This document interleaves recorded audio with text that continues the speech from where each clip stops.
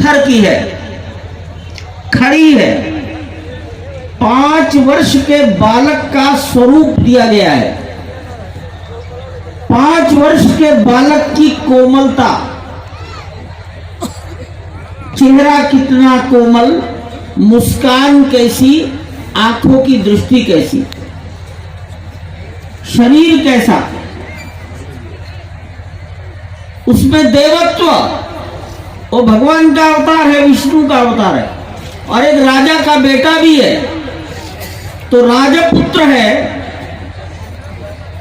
देवत्व है, लेकिन 5 वर्ष का है। ऐसी प्रतिमा तैयार हो गई है। आपने पढ़ लिया होगा, 3 मूर्तिकारों ने 3 अलग अलग पत्थरों पर मूर्ति बनाई।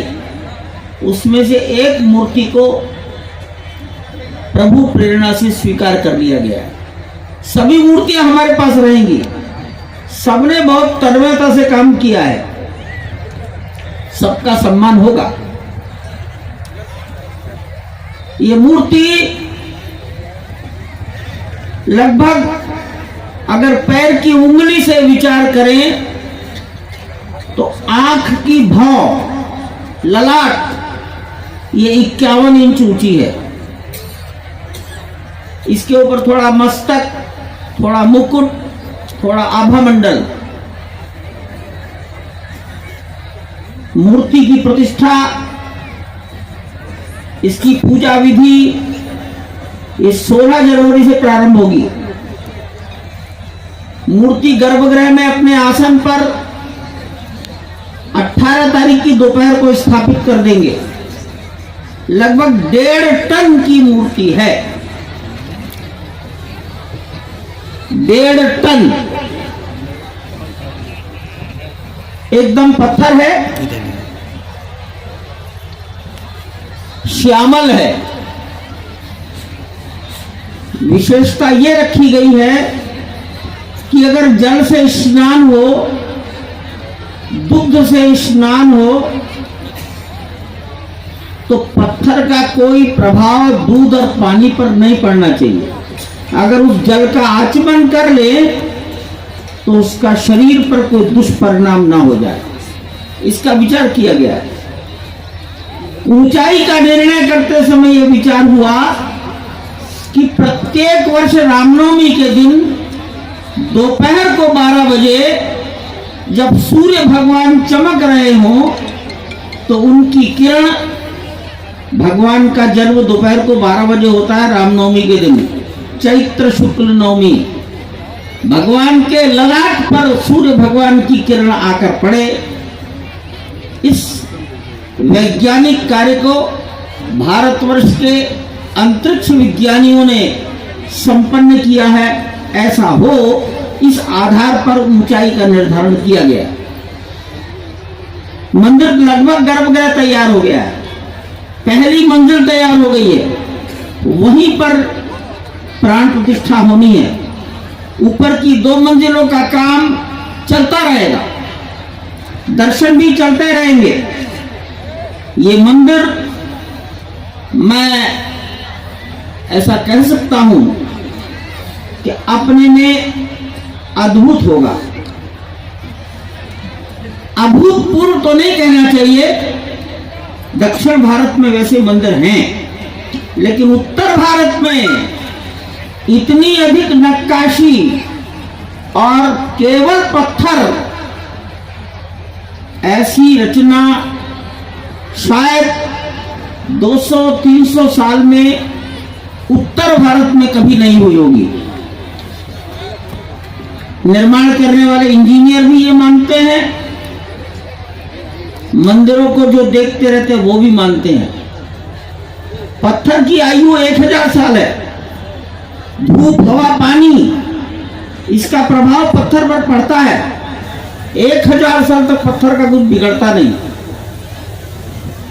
जमीन के संपर्क में रहते हैं तो नमी सोखता है, यहां नमी नहीं सोख पाएंगे। नीचे ग्रेनाइट लगाया है, इसमें लोहे का इस्तेमाल नहीं हुआ है। लोहा ताकत को कमजोर कर देता है। जमीन के नीचे 1 ग्राम भी लोहा नहीं है।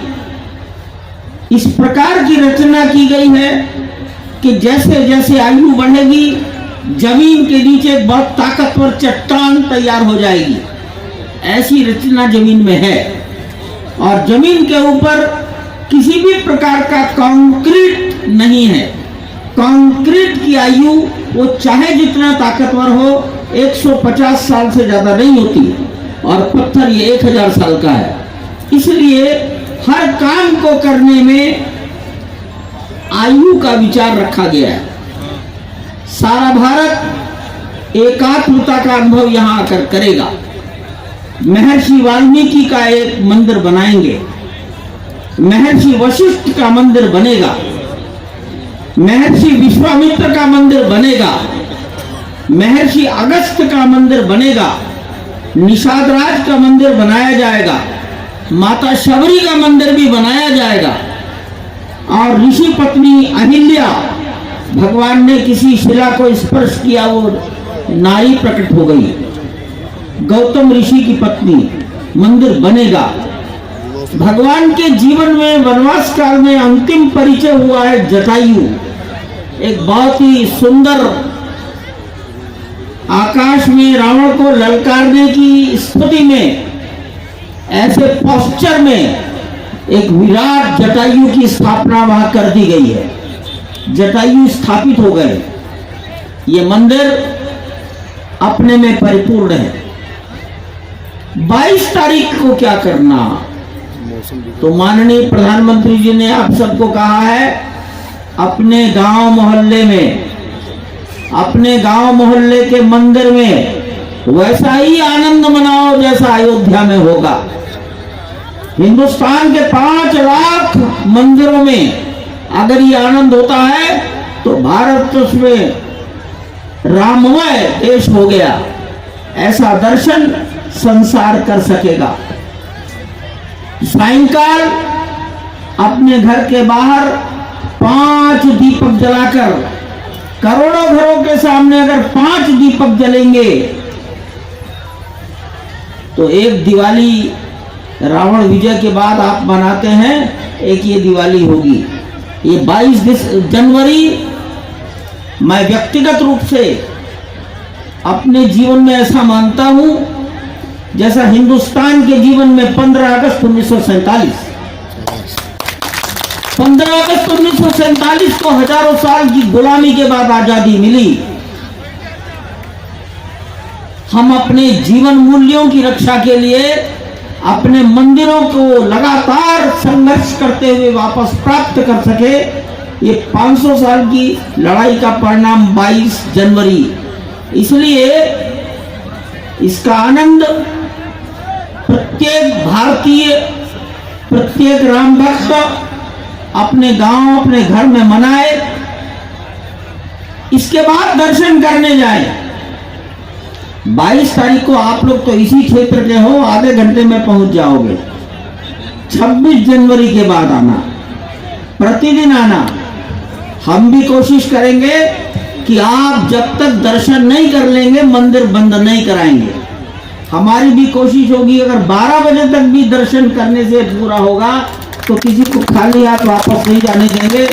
इतनी बात जरूर है, कुछ लोग नाराज हो जाएंगे कि छोटे से बालक को 12 बजे तक जगा रखा है। धन्यवाद।